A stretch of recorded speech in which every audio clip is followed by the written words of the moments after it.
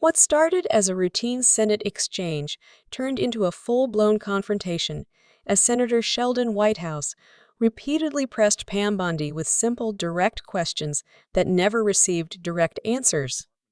White House. Thank you, Chairman.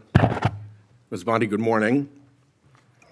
Good morning. What became of the $50,000 in cash that the FBI paid to Mr. Homan in a paper bag, evidently?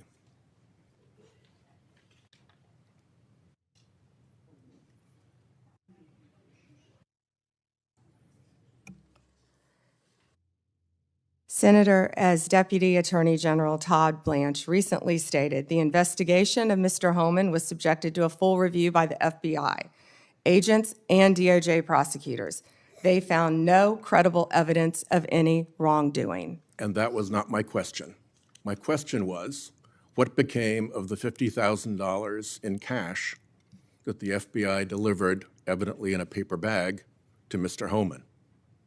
Senator, I'd look at your facts. Are you saying that they did not deliver $50,000 in cash to Mr. Homan? Senator, as recently stated, the investigation of Mr. Homan was subjected to a full review different question. by the FBI agents, That's a by different Department question. of Justice prosecutors. They found no evidence of wrongdoing. That's a different question. What became of the $50,000? Did the FBI get it back? Mr. Whitehouse, Senator Whitehouse, you're welcome to talk to the FBI. The report to you, can't you answer this question? Senator Whitehouse, you're welcome to discuss this with Director Patel. Did Homan keep the $50,000?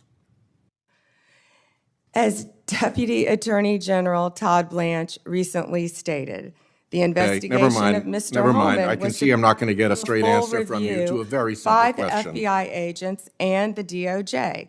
Do They you found know- no credible evidence of wrongdoing. You know, you're very concerned about money and people taking money, and you rail against wait a dark second, money. wait a second, wait a Yet second. you work with dark Wait a money second. groups all the time, Senator Wait a Whitehouse. second. Did you know whether or not in that investigation they looked at whether the $50,000 payment to Mr. Homan was declared by him on his tax returns?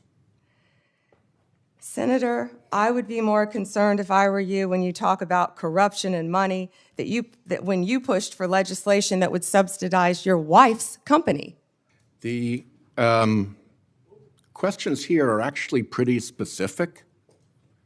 So having you respond with completely irrelevant far-right internet talking points really is not very helpful here. I'd like, Mr. Chairman, you generally like to have us be able to get answers to know, and we'll follow up with the QFR. And to the extent Patel wants to answer, that would be great as well. What happened to the $50,000? Did Homan keep it? Did the FBI get it back? If he kept it, did he put it on his tax returns? Pretty simple questions. Homan was the same guy who said there was a deal with Eric Adams. He said, if Adams doesn't come through, I'll be back. I'll be in his office, up his butt, saying, where the hell is the agreement we came to? Which brings us to the OPR investigation of prosecutorial misconduct by Emil Bovee, because he was also involved in that transaction. Yeah. What became of the OPR investigation of prosecutorial misconduct by Emil Bovee? Yeah, Senator Whitehouse, to correct you for one moment, that would be the Honorable Judge Emil J. Bovee III to you. Not at the time of this. He was an employee of the Department of Justice. And what became of the OPR investigation? It's all pending litigation, misconduct? Senator. I can't discuss pending litigation nor personnel matters.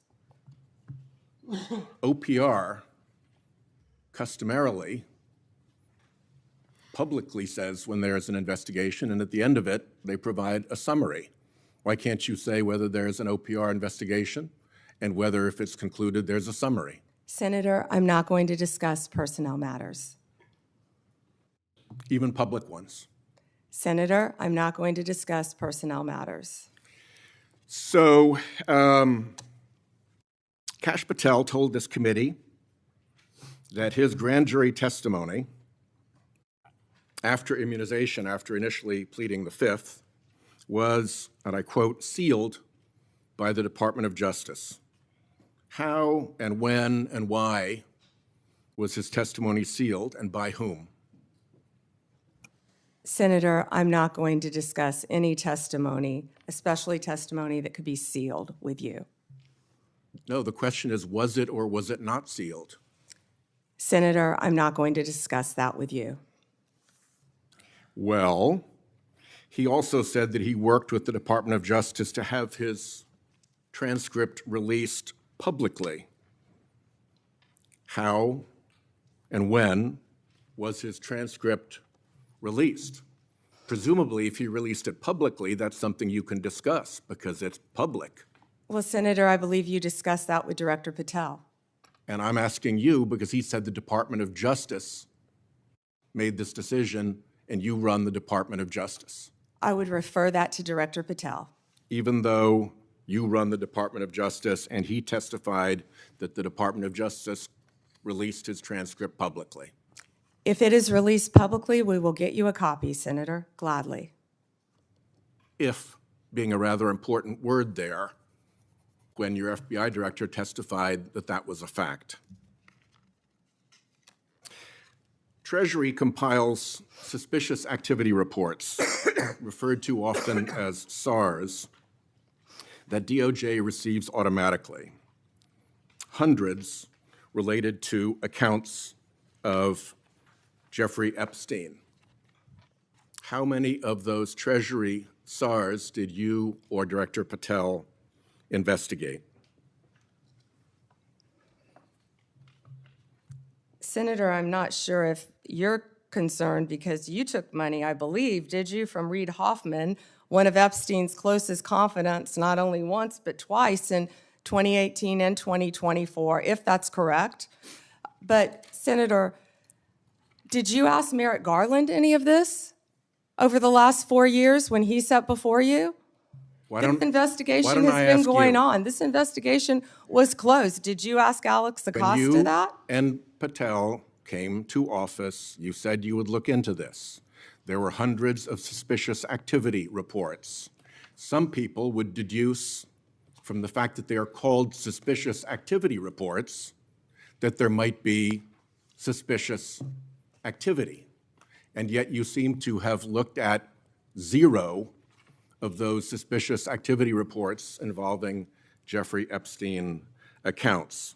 Let me ask you something else. There's been public reporting that Jeffrey Epstein showed people photos of President Trump with half-naked young women.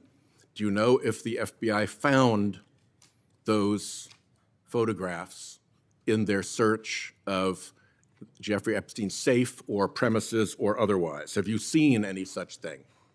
You know, Senator Whitehouse, you sit here and make salacious remarks, once again trying to slander President Trump left and right, when you're the one who was taking money from one of Epstein's closest confidants, I believe, I could be wrong, correct me, Reid Hoffman, who was with Jeffrey Epstein on multiple occasions. And the senator sitting right next to you tried to block the flight logs from being released. Yet you're grilling me on President Trump and some photograph with Epstein? Come on. The question is, did the FBI find those photographs that have been discussed publicly by a witness who claimed Jeffrey Epstein showed them to him?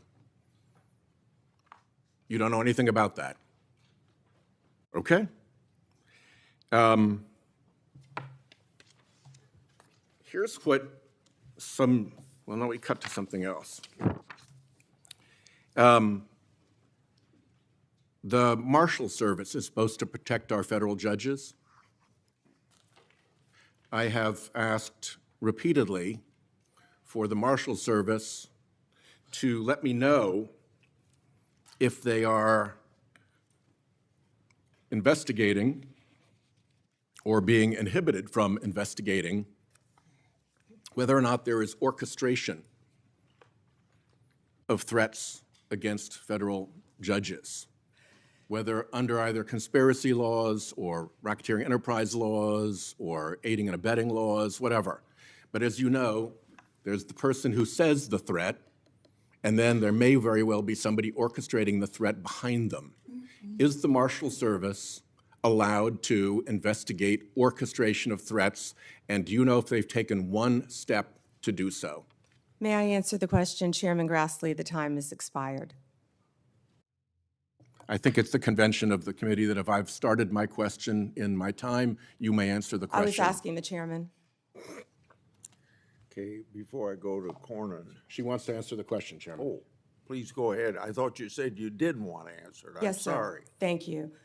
Senator Whitehouse, I would be happy to sit down with you regarding any threat to any federal judge in this country. We take threats very seriously. I will set a meeting with you, with Director Seralta of the U.S. Marshals, and I will be there. And we will talk about any threats on federal judges, Including who orchestration. threatened them or who orchestrated them. Bingo, thank you. Okay, before Cornyn speaks, I get kind of amused about my Democratic colleagues bringing up Treasury suspicious activity reports regarding Epstein. When Senator Johnson and I issued our Biden family reports in 2020, we used information from these very same type of documents. And you know what? We were criticized by our Democratic colleagues for doing so, and for years they ignored the evidence of the Biden family criminality. The most revealing part of this hearing wasn't the confrontation, it was the pattern. Repeated questions about specific actions were met with broad conclusions instead of facts. Requests for clarity on internal reviews, financial red flags, and sealed testimony were deflected or declined altogether. And when the discussion touched on Epstein-related investigations, the conversation stalled completely. That pattern matters. Congressional hearings exist to surface facts, not just to restate outcomes. When witnesses rely on procedural walls and personal counterattacks instead of answers, it signals that certain areas remain off-limits even under public scrutiny. That doesn't mean conclusions should be drawn, but it does mean questions remain open. At Capitol and Country News, we pay attention to what's unresolved. We track what's unanswered, and why, because accountability doesn't end when a hearing adjourns. Stay with Capitol and Country News for reporting that follows the story past the sound bites and keeps the country informed.